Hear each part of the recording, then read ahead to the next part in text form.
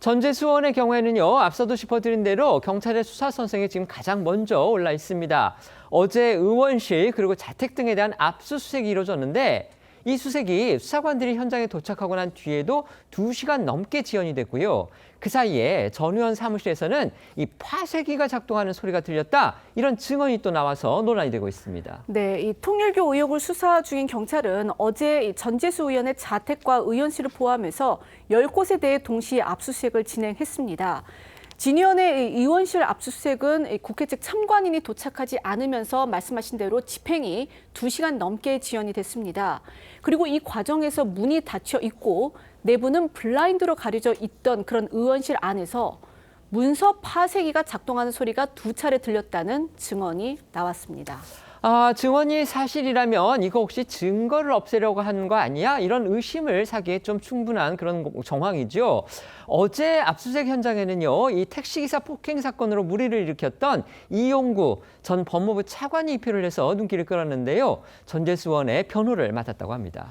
이용구 전 차관은 술에 취해 택시기사를 폭행한 혐의로 2023년 유죄가 확정돼 변호사 자격을 박탈당했다가 이재명 정부 광복절 특사로 면허를 되찾은 인물인데요. 이번 통일교 의혹과 관련해 전재수 의원의 변호를 맡았습니다. 이처럼 강제 수사가 속도를 내고 있는 가운데 전 의원은 어제도 의혹을 전면 부인하는 입장을 냈고요.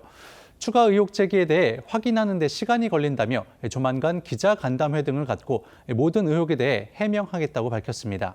어제 진행된 전재수 의원 의원실 압수수색 현장 영상으로 보고 전 의원 발언도 들어보겠습니다. 압수수색 때문에 오신 거죠? 혹시 소환수사 계획 있으신가요? 어떤 점을 확보할 계획이세요? 다시 한번 말씀드리지만 통일교로부터 그 어떠한 금품수수 절대 없었다라는 말씀을 다시 한번 분명히 드리도록 하겠습니다. 그리고 제가 한번 정리를 해서 발표를 한번 하도록 그렇게 하겠습니다. 전재수 의원과 함께 피의자로 입건된 인물들이죠. 임종성 전 민주당 의원, 그리고 김규환 전 미래통합당 의원이 이 통일교 측이 해외에서 주최한 그런 행사에 또 동행을 했는데요. 당시에 비행기 값을 비롯해서 비용 일체를 통일교가 지불했다는 보도도 나왔습니다. 그렇습니다. KBS와 JTBC 보도 등을 통해 알려진 내용인데요. 이 통일교가 2018년 네팔에서 진행한 교단 행사에 임종성, 김규환 전 의원, 그리고 정양석, 이찬열 전 자유한국당 의원, 안홍준 전 새누리당 의원 등 정치인 5명을 초청했고요. 통일교 내부 품위서에 이들의 비행기 값 1,480여만 원 등을 통일교가 지불한다는 내용도 담겨 있었는데요. 이 항공권은 일반석보다도 비싼 프레스티지석이었다고 합니다.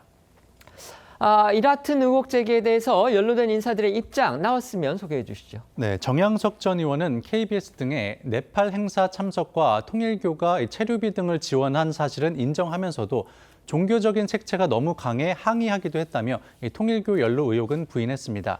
임종성, 김규환 전 의원은 앞서 통일교 연루 의혹을 전면 부인한 바 있는데요. 네팔 행사에 대해서는 김 전 의원은 KBS에는 기억이 잘 나지 않는다는 입장을, JTBC에는 참석한 건 맞다는 입장을 밝혔고 임 전 의원은 연락이 닿지 않았다고 합니다. 김규환 전 의원은 어제도 통일교로부터 돈을 받은 사실은 전혀 없다며 거듭 의혹을 전면 부인했는데요. 들어보겠습니다. 하늘이 두 쪽 나도 아닌 건 아닌 겁니다. 통일교로부터 불법적인 돈 받은 사실이 전혀 없습니다. 윤영호라는 사람하고는 전화 한 통 한 적이 없습니다. 통일교의 정치권 연루 의혹, 유착 의혹, 속속들이 지금 정치인들의 실명이 나오면서 파장이 지금 가라앉지 않고 오히려 지금 확산하고 있는 그런 상황입니다. 오늘은요, 이제 여당의 아주 유력한 서울시장 후보로 떠오른 인물이죠. 바로 정원오 성동구청장, 그리고 국민의힘의 부산시장 후보로 나설 가능성이 큰 박형준 부산시장의 이 실명이 또 거론이 됐습니다. 물론 당사자들은 다 이제 지방자치단체장으로서 관례에 따라서 축사 영상 등을 보냈을 뿐이다. 결코 통일교로부터 금품을 받았다든지 아니면 선거 과정에서 지원을 받은 적은 없다. 지금 이렇게 주장을 하지만 이 사태의 와중에서 정치인의 이름이 나왔다는 것 그 자체가 또 다른 놀랄거리가 될 그런 소지가 크기 때문에 과연 이런 의혹들이 내년 지방선거 판사에까지 영향을 미칠까? 지금 이 부분이 정치권의 관심사로 대두된 그런 상황입니다. 어떻게 생각하십니까? 글쎄요, 저는 뭐 구체적으로 실제 금품 수수나 이렇게 관련됐거나 그럴 만한 정황이 아닌 한 단순 행사 참가 정도의 내용을 가지고 지방선거에 영향을 받을 가능성은 없어 보입니다. 정원호 구청장 같은 경우에도 보면 그게 지역에 공개된 행사였고요. 일반 시민들도 참여하는 행사였다고 합니다. 그렇다고 하면 통상 구청장은 지역 구민들이 모이는 행사니까 가서 그 상황에 맞게 인사말을 하는 정도였을 것으로 보이고 아마 이 문제를 최초 제기한 안철수